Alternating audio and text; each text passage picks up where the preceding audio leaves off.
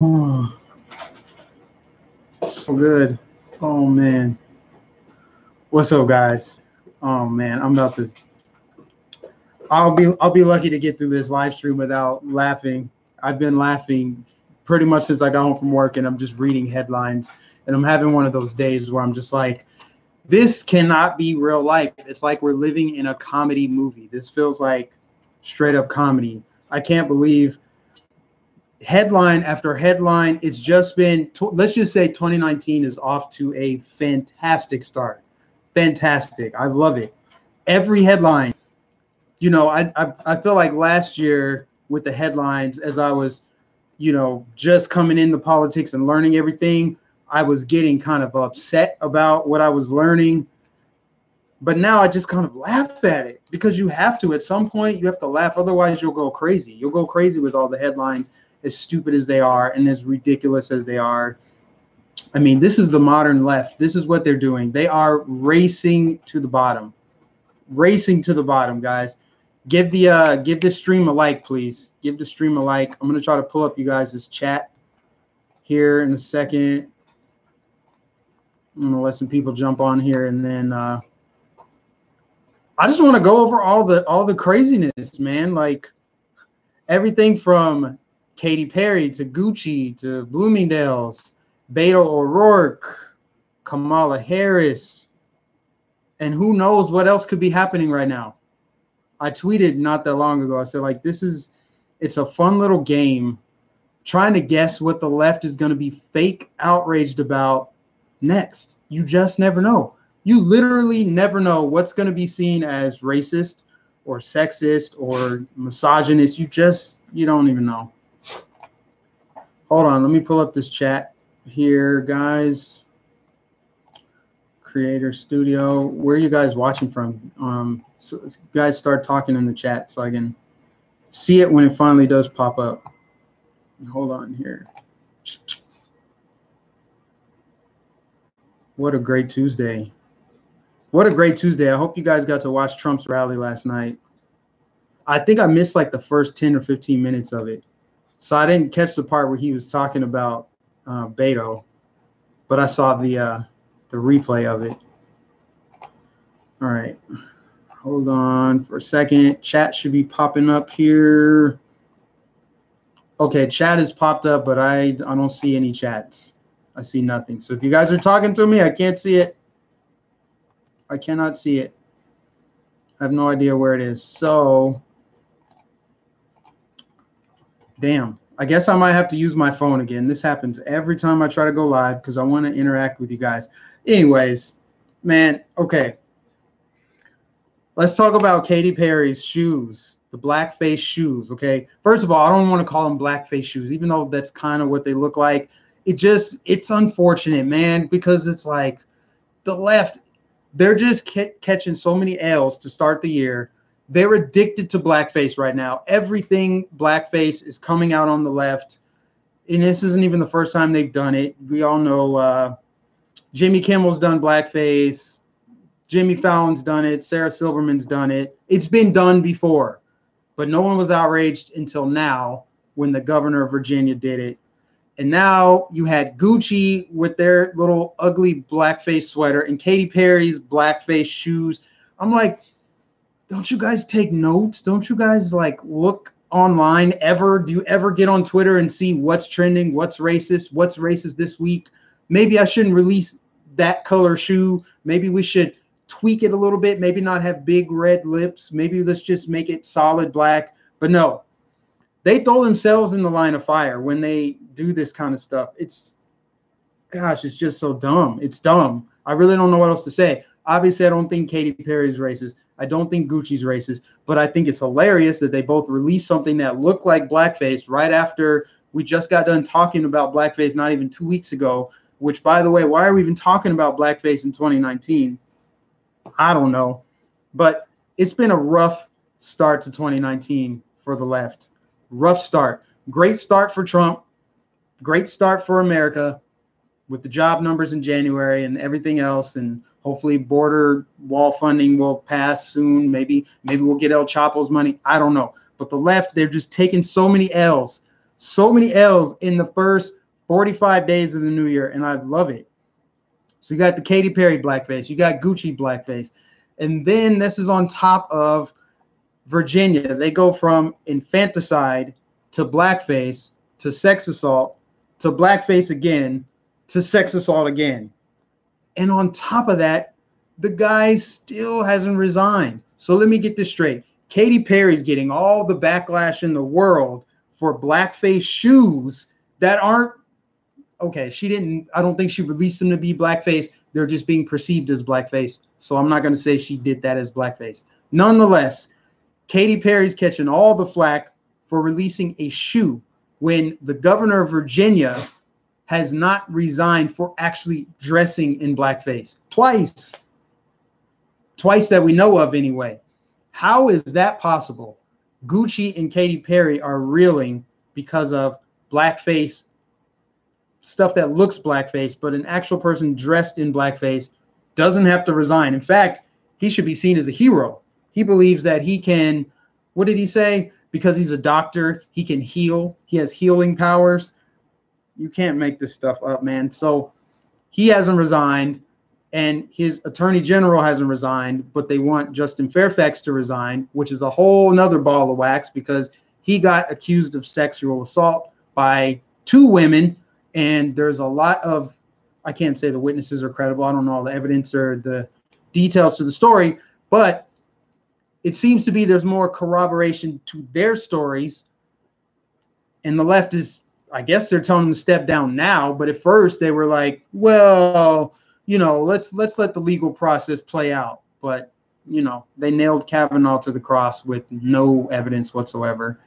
They call people racist with no evidence whatsoever. But then when it happens to them, when it's one of their own, there's the most damning evidence you could imagine. I'm really pissed I can't see you guys' chats. Let me try something else. I'm going to try something else because I got to see what you guys are saying right now. If it doesn't pull up on my laptop, I'll just do it from the phone here.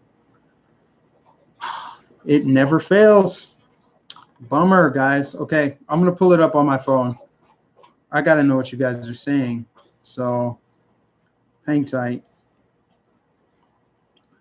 Hang tight here. I got to disconnect my phone from the TV.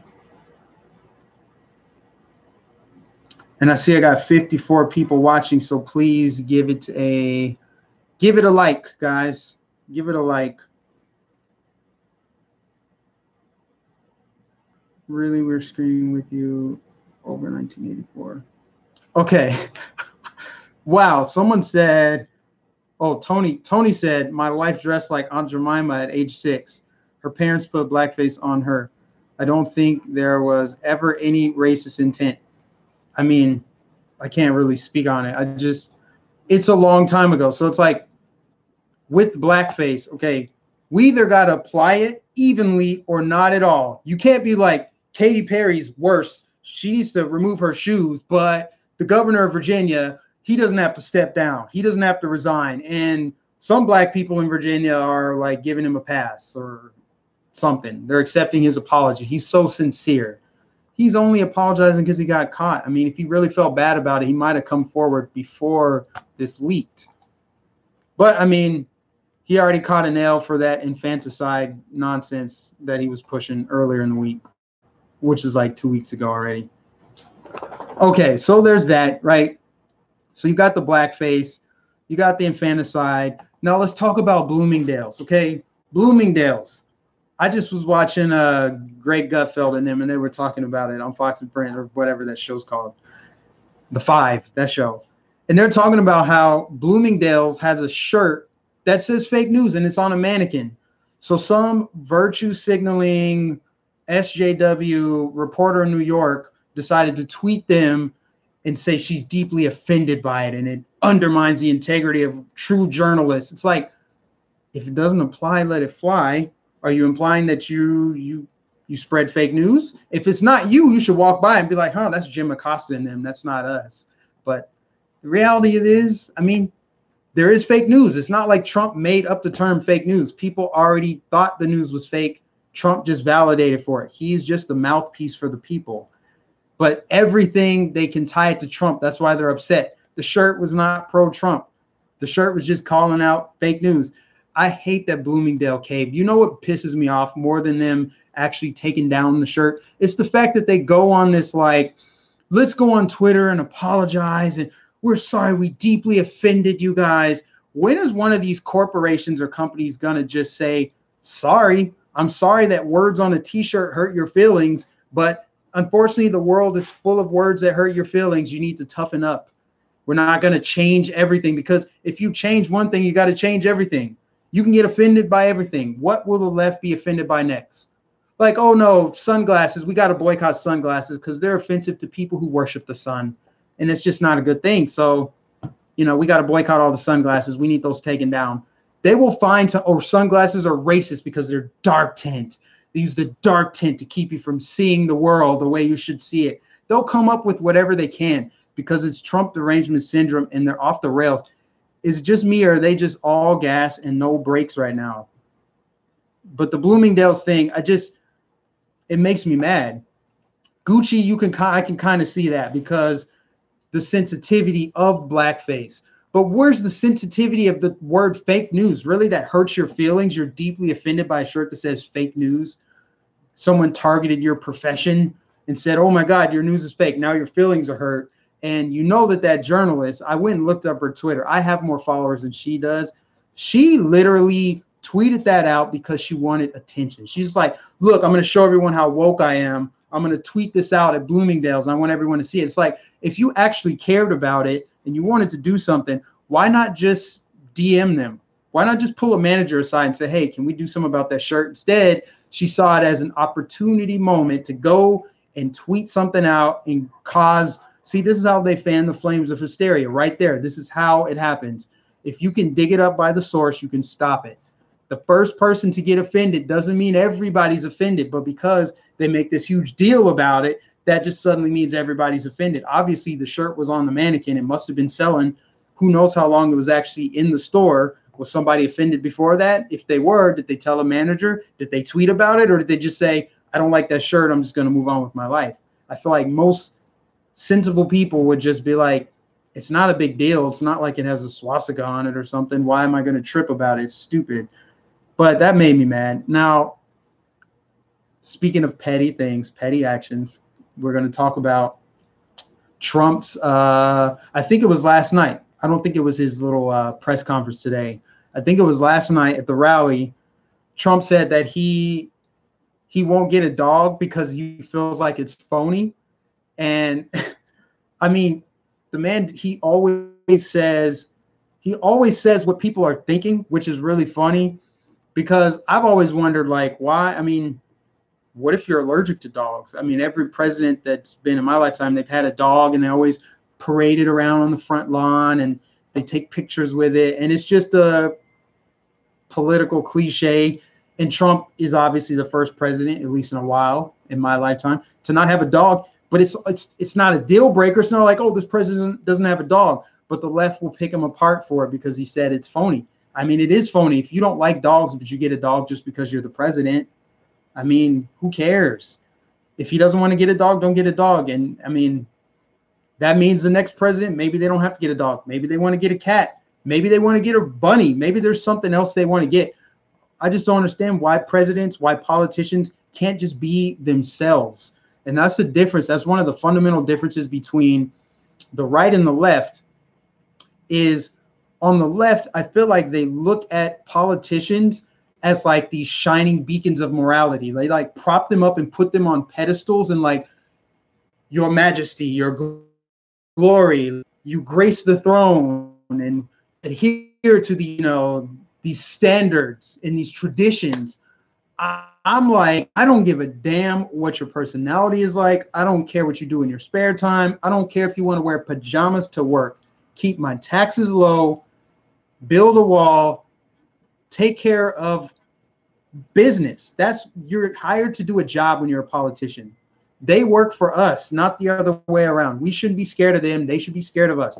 We shouldn't be over here talking about them banning guns and raising taxes and trying to, what else are they trying to do? Stop airplanes and whatever else they're trying to do, all the crazy shit that the left is trying to do, politicians, we shouldn't be worried about that. But of course, they take any opportunity they can to attack this president and go after him. And it's just, so they go after him for that. It's kind of sad, but it's funny. Now let's talk about Beto O'Rourke and his cringy, what is it, counter rally that he had. I was wondering, because I saw on Twitter last night, some people were saying, oh, he had a pretty good crowd. He had like 2,000 to 3,000 people there, because I guess there was a march beforehand, and it did look like a lot of people, but I don't know if it was like 2,000 to 3,000. And then when he was on stage giving his, it looked to me like there were maybe 100 or more people there, and that the cameras just like they elevated so they don't have to see the empty space. The camera angle was just right where it showed that there was a nice crowd in him. This dude is so fake. He wants to be the next Obama so bad, it's not even funny. Just the way his mannerisms and his whole demeanor and the stuff he was saying. You guys hear when he said walls in lives, walls don't save lives, walls in lives? I mean, that goes beyond hyperbole. That's just like otherworldly stupid. And it's a reach. Like, you're trying so desperately to connect to the people that you have to, it's like you're just reaching in your pocket, just anything I can say to counter Trump's narrative of the wall. So instead of a wall keeps us safe, I need to say, actually, a wall does us harm. It'll fall over on you. It'll crumble. You know, if you climb to the top, you could fall and break your leg or something. It's like he overcorrected. You could have just said you disagree with the wall for these reasons. You didn't have to say walls end lives. That doesn't make any sense, man. Like, you're saying walls in your house don't keep you safe. In fact, they do the opposite. You're unsafe because of your walls. I'm unsafe in my house because of my walls and my doors and my windows. That's what Beto O'Rourke was saying last night. You know, when I see these Democrats who are running for president or have presidential aspirations, when I see the way that they talk to people, it really does actually piss me off, because you can tell that they don't respect the intelligence of the people they're speaking to. They think that these kids are dumb, so all I got to do is come out on a skateboard on stage and they'll think I'm cool. I don't have to actually talk to them about their issues. I just got to sound good and look cool and act like, hey, I'm one of you guys. You know, good example, Elizabeth Warren with the beer, Kamala Harris with her Wakanda Forever, and her most recent thing today, where she went on the Breakfast Club and said, I think it was yesterday actually, but she went on the Breakfast Club and they asked her if she ever smoked weed in her past or whatever. She said, yeah, I smoked weed and I did inhale. It was during my college senior year and I was bumping Tupac and Snoop Dogg. Well, that was in the 80s. Tupac and Snoop Dogg didn't come out until like 91, 92, 93. So you're literally lying. And oh, by the way, you know who you're talking to. You think that if you just say, oh, I smoke weed and I listen to hip hop, whoo, she got my vote. Like, that's the way to get the black vote. The same exact thing happened in 2016 when Hot Sauce Hillary went on the Breakfast Club and she said she keeps hot sauce in her purse. Again, that's insulting. It's just every time you can't think that the left can go any lower, they get a shovel, guys, and they just start digging. How far down are they now? It's time we throw down a rope. I mean, they're going to end up on the other side of the world with how low that they're digging. But this is the kind of stuff that they need to do. They feel that they need to do to gain the votes of young people, minorities. I mean, how offensive is that? Like, if I were running for office and I go to a Hispanic neighborhood and I'm like, I love tacos, guys. Like, oh my God, give me a sombrero. Salsa music, margarita, anybody? It's just, it's not genuine. Obviously, they're going to see right through that. People see through that fakeness. But then it's also like, you're not being authentic with yourself. This is not who you are. Just be yourself. People will respect you more for that. And that's what the president has cornered so well. He does that better than any politician I've seen. He doesn't say things that politicians say. He's not some snake oil salesman that's going to sell you a utopian dream. and talk about we need an America that works for all Americans. I'm like, okay, so literally every single American, right? So you're going to be doing that forever because there's no such thing as an America that works for all Americans. Really? It's never going to happen. It's always a zero-sum game.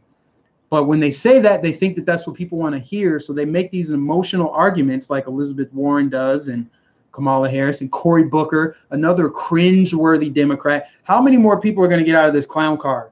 I mean, Trump, I feel like they should all just run against Trump. They don't need to run against each other. I want them to position themselves like bowling pins and let Trump just knock them down one by one. Because they've given him so much ammunition. It doesn't matter who the nominee is. Does it really matter who the nominee is? He has ammo on all of them. You could talk about Elizabeth Warren and her cultural appropriation and how she lied about that, how she made that cringe-worthy video where she's trying to be relatable to people. You could talk about Kamala Harris with her Wakanda Forever. You could talk about her having that affair to ascend the ranks in the political party in California. You could talk about her horrible record as a district attorney and a prosecutor. You could talk about how she wants to abolish private health care. There's so many things. Cory Booker and how he's big pharma's in his pocket.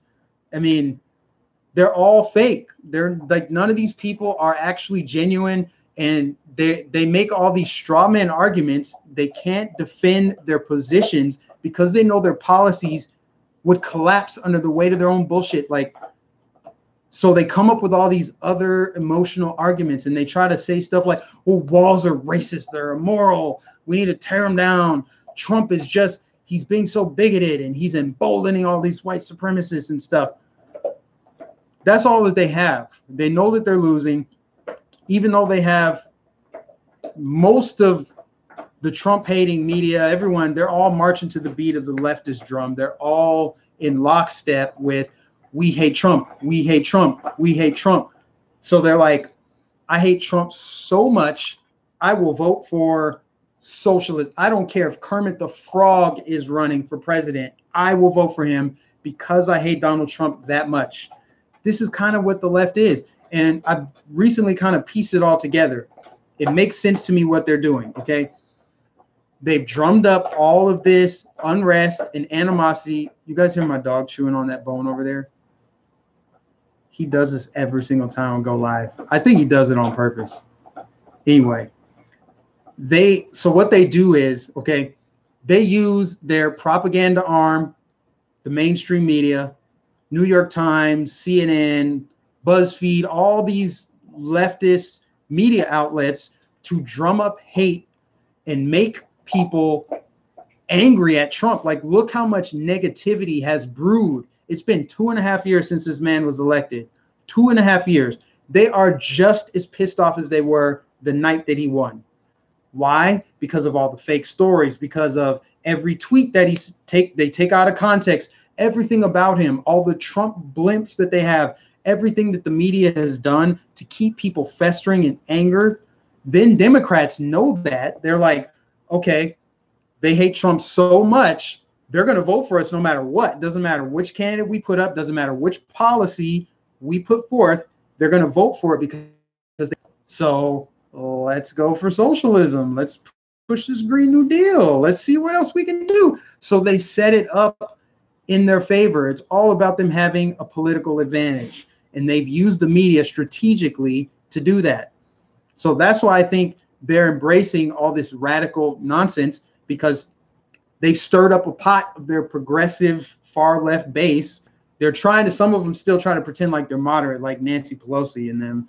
But all the candidates that are running, Kamala Harris, Cory Booker, Gillibrand, Pocahontas, I sometimes forget her name, so I still call her Pocahontas.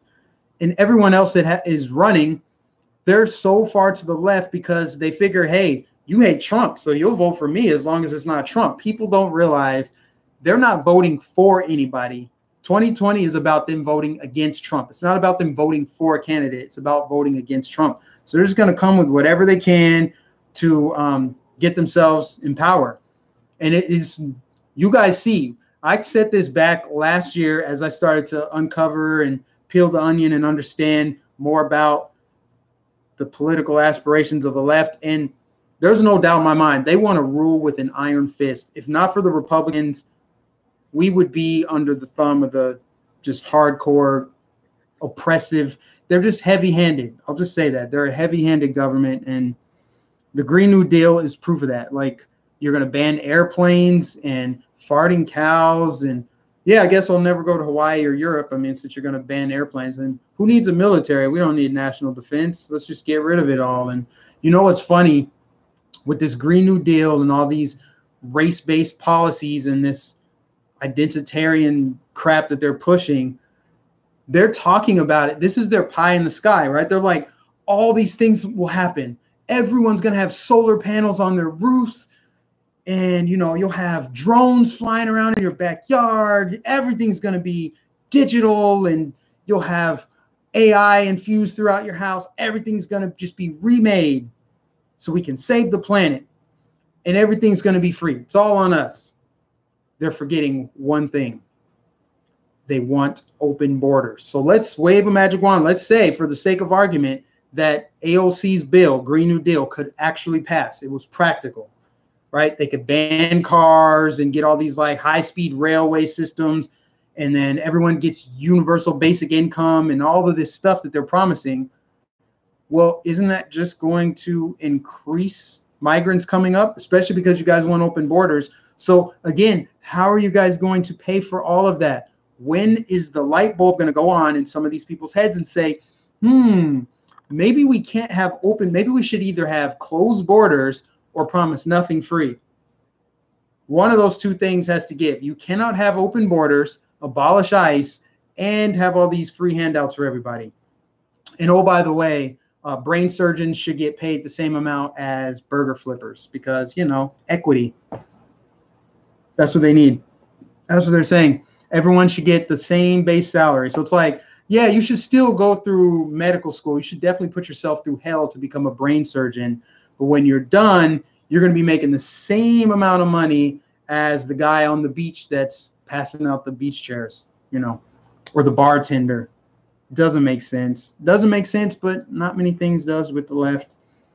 What else was I going to cover? I mean, I had a list of stuff, and I think I kind of just word vomit got it all out there. But you guys see this Green New Deal is just a Trojan horse for their little socialist leftist government that they want to push. You guys notice leftist governments are being rejected around the world. There's a worldwide awakening. This isn't just unique to the US. This isn't just unique to me. People around the world are waking up, and they're seeing what's happening to their countries. They're seeing something that's sinister, quite frankly, that's trying to take over, that's trying to push some agenda, this new world order, one world government, whatever it is that they're pushing. Countries are backlashing against it. They want nothing to do with it. So you're seeing, like, I think India is the latest country to either elect someone right-wing, or they have a populist candidate that's gaining traction. Brazil, they elected Bolsonaro. I feel like Canada's going to go right-wing after they get rid of their, what's the guy's name? Trudeau. France, I mean, could you imagine France electing another leftist? I can't see it. The UK, same thing. There's a lot of these countries are doing the same thing. They're electing Donald Trumps around the world because you have to backlash. Like, there has to be a counter to the left. It got so bloated under the last like decade, and people are backlashing. So it's kind of funny to see our media pretend like this is just a phenomenon in the US, and like Donald Trump is just appealing to all the white supremacists and stuff. And, you know, all these racists and all these bigots, you know, the thing is, they want it to be real. They want all of this to be true, but it's not true. And that's what tells you we're winning. That's how you know we're winning, because they're going so far and exaggerating to sell these stories like the Covington kids or like Jesse Smollett in Chicago. They have to lie. Trump supporters and Republicans and conservatives and people who are behind this president are unified, and they're good people. Not all of them, but most of them are. I've met at least 1,000, and I've had probably 1,000 or more either email me, donate to my channel, shake my hand in person. All great people. Okay. So how is that true? But then also they're racist and bigoted and sexist. So it's like, if all these things are true, liberals, leftists, why do you have to make stories up? Why do you have to sell it to us? If it's true, we just see it. But they're trying so hard to sell it. They're trying so hard to drive division amongst us, and it's not working. And that's probably the greatest part about it, is it's not working. And people are seeing it, so they're waking up to it. And you're seeing the media, they're scrambling. They're scrambling right now because they went from laughing at Trump, thinking there's no way he's getting elected, to now like, oh shit, he might get reelected. We might have to do something. But their best hope of even coming close would actually be Kamala Harris because of her intersectional status. She's higher up in their little identity politics pyramid. So she's much higher up. She has a better shot. But even her is a far cry from Obama. Not that Obama, if Obama could run again, he would have a shot, because, I mean, we're fatigued from him after him being president for 8 years. But Obama, you got to hand it to him. Obama has charisma. Obama has a certain energy about him when he speaks that didn't come across as fake to me. Like when Obama would give speeches, I found myself like, even last year, I'm like looking at the TV, like, you know, I can hear what he's saying. I can feel his passion, even though I disagree with everything he's saying. Obama had a way to connect with people, build rapport. None of these candidates are able to build rapport. Can you think of even one of these candidates that is running in 2020, even one of them that doesn't suck? I can't think of a single one that hasn't come across as fake, disingenuous, or has some sketchy past or something, some controversy swirling. I don't know how Elizabeth Warren hasn't pulled her name out of the hat, but I'm happy she's still in. But I don't think this clown car is empty. I think Bernie Sanders gets out of there. I think Michael Bloomberg gets out of there. I'm guessing Howard Schultz, even though he's going to run as a independent. I think Beto O'Rourke, I think he's shot a lot. I think they were thinking he's their best hope. But I'm like, really? I mean, Trump would knock him out of the park. That wouldn't even be – he would embarrass Beto O'Rourke because he's so awkward and goofy. I mean, I can't think of anybody else that would – Joe Biden maybe. I think Joe Biden probably is their best bet, even though they're all about identity politics and he's a straight white male. But the thing is, they know that they need to reclaim their blue wall. Trump used the Rust Belt strategy to win in 2016. He won Michigan, Ohio, Pennsylvania, and Wisconsin. That is like Rust Belt, blue collar area. Michigan, Wisconsin have not voted Republican in like 20 years or more. And Trump knocked it down. So they need to reclaim it. And the only way to do that is to get someone who can kind of appeal to the, I guess, working class white voters up there. And that would have to be Joe Biden. Like, can Kamala Harris go out there? I don't think so. I can't see it. Anyways, I mean,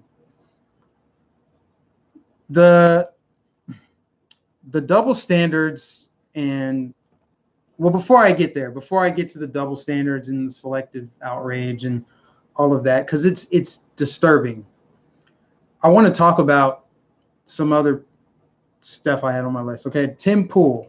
I don't know if you guys follow Tim Pool or you're subscribed to him or not. He went on Joe Rogan's podcast like a couple days ago. And what's nice about it is it's broken out into sections. So you don't have to listen to the whole like 2 hours or however long it was. You can just listen to like 4-minute to 15-minute increments of it. I listened to the whole thing today. I got to tell you, Tim Pool is, not only is he a legit journalist, independent journalist, he used to work for Vice News, but he is one of the most sensible, level-headed liberals probably in the country. And nobody knows about him. I feel like there's not enough people that know about him. The reason why I like Tim Pool a lot is because, number one, the left thinks he's right-wing, And the right thinks he's a leftist, not really a leftist, but a liberal. He's kind of like in the middle. He's kind of politically homeless. And he's kind of carved out a little niche there where he can see it straight down the middle. He calls it like it is, and he understands when one side needs to be called out more than the others. So, for example, right now, the left is the problem in this country, not the right. The left controls everything. They're on TV. They're in Hollywood. They control social media. They control everything. They are constantly shouting through a megaphone at the rest of the country, telling us about ourselves and how we need to live and how, they're dehumanizing us essentially. Like Trump supporters now are united. It's not even just Trump supporters. You could be an anti-Trumper, but still be against the left. You could just be a conservative, Republican, libertarian, whatever. But if you're against the left, by default, you're in the same boat as all of us, like Trump supporters. So we're not the problem. We're the ones that are getting attacked. We're in defense mode. They're trying to actively get rid of us, essentially. They don't want us doing what we're doing, saying what we're saying. They definitely hate those of you who voted for Trump. I didn't vote for him in 2016, but, people who voted for Trump and support the president and all of his constituents and his base, they call it his base, those people, us, we're the ones that are trying to save this country. And then the other side wants to destroy it. They're like scorched earth. Like Hillary didn't win it, so let's just burn it all down. And those people are bad. So Tim Pool is calling that out, and he's saying the media is lying. They're participating in like dishonesty, and they're corrupt and they're shady and doing all this stuff. He's calling it out, and he makes sense. Even though I don't agree with him on policy, those are the kind of liberals that we need in society. We can't just have all one side. As great as it might sound, it's actually would get scary if it's just nothing but conservatives and nobody else. You actually need people that disagree. I appreciate people that disagree, that can disagree in such a way where we can have a civil discourse, a dialogue. We can come to solutions. We can put our heads together and use our intelligence, as a strategy, as opposed to what our political discourse has devolved into, where it's just shouting, name calling, screeching, racist, sexist, homophobe, xenophobe, all of that. That's pretty much all the left has. That's what they say. You're a Trump supporter, okay. You're a Nazi, you're whatever. That's what they do. But someone like Tim Pool can actually debate and, articulate his points of view. He can see it from one side. He can also see it from the other side. So his podcast with Joe Rogan wasn't the best, because I really want someone to get Jack Dorsey on there and press Joe Rogan for like, why didn't you press Jack Dorsey? But it was still a good interview, and you guys should check it out if you haven't. But I just wanted to just call that out because it was like a breath of fresh air listening to him. Jesse Smollett, I guess I kind of already covered that. He's obviously lying. And I really do hope one or two things happens. I hope one or two things happens and soon. But we can't let this go. I hope it doesn't get dropped. I hope that the people who attacked him, if in fact he was attacked, I do hope those people get brought to justice. However, if this story was lied about, if he lied, if he made it all up, which it sounds like he did, I mean, polar vortex, noose, bleach, Subway, you're fighting with Subway, but the Subway sandwich survived. The noose is still around your neck when the police arrived. You didn't want to give your phone to the police, yada, yada, yada. MAGA country. It sounds like fake news, very, very, very fake news. So if in fact that's the case, I hope that he is held accountable to it, because this is the kind of dangerous stuff that gets people. This is what causes that mob violence when you go on TV and you make up stories and you cause this hysteria and it ends up being fake news. Well, that's how you get, people who've been to the hospital. I mean, Charlottesville happened. A lot of stuff happens when you demonize one side, and it's fake. So unless and until they find suspects and they're able to corroborate his story, I'm calling that fake news, and he should be ashamed of himself. I think that's honestly, I think I covered everything on my list. I mean, I guess just to wrap it up, like the double standards, I think is what really, it really irks me. It's what really fuels me. It's what really fuels me, because you have so many people, and I know so many of these people. Like, these are some of my friends, some of my family members. I see how much they have changed since Trump's election, and it kind of breaks my heart, but it's also disturbing, and it annoys me to see how people have lost their entire minds, their collective minds, because of who is president. They're like, some of them are like different people. They're Trump hate all day, all night. Suddenly they care about everything, and they're super woke about politics, all because Trump is president. They're mad and outraged and want to boycott this, that, and the third because Trump is president, not because they actually care about the issues. Because if they did, there wouldn't be so many double standards that we see on the left. How is it that, and I said at the beginning, the governor of Virginia does not want to step down for actually dressing in blackface? Somehow he's just trying to sweep it under the rug. He's just going to try to continue governing the best he can, and he's doing damage control, but he's doing everything except resign. We all know if it were a Republican in blackface, he would be burned at the stake. We all know this. There's no reason to pretend like it wouldn't be a different outcome if it were a Republican. Same thing with these sex assault charges. How many women have accused Bill Clinton of sexual assault? Tons of women. Keith Ellison, Justin Fairfax, Harvey Weinstein. They don't care about these issues.